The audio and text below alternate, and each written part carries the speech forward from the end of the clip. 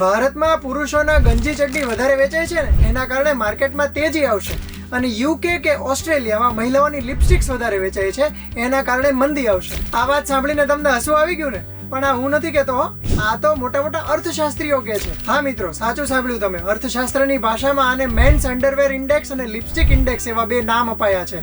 તો આ બંને ઇન્ડેક્સ છે શું અને એના આધારે માર્કેટમાં તેજી કે મંદી આવશે એ કેવી રીતે નક્કી થાય છે એ આજના વિડીયોમાં સમજીએ.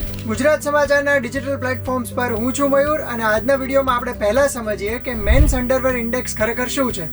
મેન્સ અંડરવેર ઇન્ડેક્સ દર્શાવે છે કે પુરુષો એ પોતાના અંડરગાર્મેન્ટ્સ ખરીદવા પાછળ રૂપિયા ખર્ચી રહ્યા છે. હવે જનરલ સિનારીઓ શું હોય કે જ્યારે ઘરમાં ખેંચ હોય અને પૈસાની તંગી હોય ત્યારે પુરુષો અંડરગાર્મેન્ટ્સ ખરીદવાનું ટાળે છે. સાયકોલોજી પ્રમાણે એમને તો એવું લાગે છે કે અંદરના કપડાં તો કોણ જોવાનું, એટલા માટે હું પછીથી ખરીદી લઈશ તો ચાલશે. અને એટલા માટે ઘણા બધા લોકો એ ફાટેલા કે પછી જૂના થઈ ગયેલા પણ અંડરગાર્મેન્ટ્સ પહેરે જાય છે. પરંતુ જ્યારે એમની પાસે પૈસા આવે છે ત્યારે એ લોકો સૌથી પહેલા અંડરગાર્મેન્ટ્સ ખરીદવાનું પસંદ કરે છે. અને અર્થશાસ્ત્રીઓ એવું કહે છે કે જ્યારે પુરુષો અંડરગાર્મેન્ટ્સ પાછળ પૈસા ખર્ચવાનું શરૂ કરે ત્યારે માર્કેટમાં ભવિષ્યમાં તેજી આવી શકે છે. હવે ભારતનો લેટેસ્ટ સિનારીઓ જોઈએ તો છેલ્લા ત્રિમાસિક આંકડાઓ દર્શાવે છે કે ભારતમાં પુરુષો અંડરગાર્મેન્ટ્સ પાછળ વધારે રૂપિયા ખર્ચી રહ્યા છે. બીજી તરફ અર્થશાસ્ત્રીઓ પણ એની સાબિતી આપી રહ્યા છે કે ભારત અત્યારે સ્ટેબલ ઇકોનોમી તરફ આગળ વધી રહ્યું છે. ભારતનો આર્થિક વિકાસ અંક પણ સારો છે અને ભવિષ્યમાં વધારે સારો થઈ શકે એમ છે. મેન્સ અંડરગાર્મેન્ટ ઇન્ડેક્સની વાત એ ધ ઓવરસ્પેન્ટ અમેરિકન નામના એક પુસ્તકના લેખક જુલિયટે પણ પોતાના પુસ્તકમાં કરી છે. એટલું જ નહીં, આ સિવાય અમેરિકન ફેડરલ રિઝર્વના પૂર્વ ચેરમેન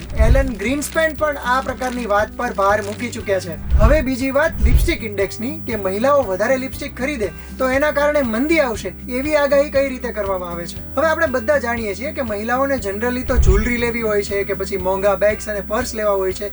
પરંતુ જ્યારે મહિલાઓ પોતાના ખર્ચા ઉપર કાપ મૂકે છે, જ્યારે બેગ્સ કે જ્વેલરી લેવાની બદલે એ પોતાને નાની નાની ટ્રીટ્સ આપે છે, એટલે કે લિપસ્ટિક કે બીજી કોઈ કોસ્મેટિક પ્રોડક્ટ ખરીદે છે, ત્યારે એ ભવિષ્યમાં આવનારી મંદીના એંધાણ દર્શાવે છે. એનો અર્થ એ છે કે જે તે ફેમિલીઝમાં ખર્ચવા માટે વધારે રૂપિયા છે નહીં અને ફેમિલીઝ તંગીનો સામનો કરી રહ્યા છે. તમને મારી વાત ગપગોળા લાગતી હોય ને તો અમેરિકામાં આવેલા ધ ગ્રેટ રિસેશનના આંકડા સાંભળી લો.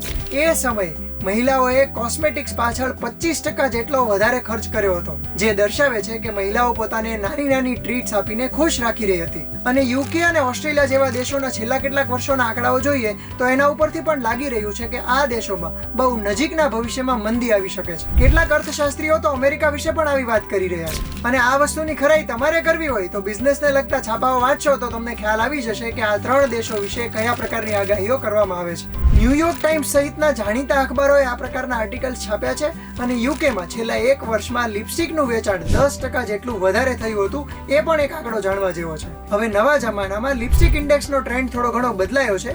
લોકો પોતાને ટ્રીટ તો આપે છે પણ અલગ અલગ રીતે આપે છે. ઘણા લોકો પોતે પેસ્ટ્રી ખાઈને, ચોકલેટ ખાઈને પોતાને ટ્રીટ આપે છે, તો ઘણા બધા લોકો કોઈ કોસ્મેટિક પ્રોડક્ટ ખરીદીને પોતાને ટ્રીટ આપે છે. એટલે નવા જમાના પ્રમાણે જ્યારે ઓછી કિંમતની કોસ્મેટિક પ્રોડક્ટ્સના સેલિંગમાં વધારો થાય ત્યારે પણ ભવિષ્યમાં મંદી આવશે એવી આગાહી કરવામાં આવતી હોય છે. તો મિત્રો, આશા રાખીએ છીએ કે આ વિડીયો જોઈને તમને કંઈક નવું જાણવા મળ્યું હશે અને આ જ પ્રકારના ઇન્ફોર્મેટિવ વિડીયો જોવા હોય તો ગુજરાત સમાચારના ડિજિટલ પ્લેટફોર્મ્સ સબસ્ક્રાઇબ કરી લેજો.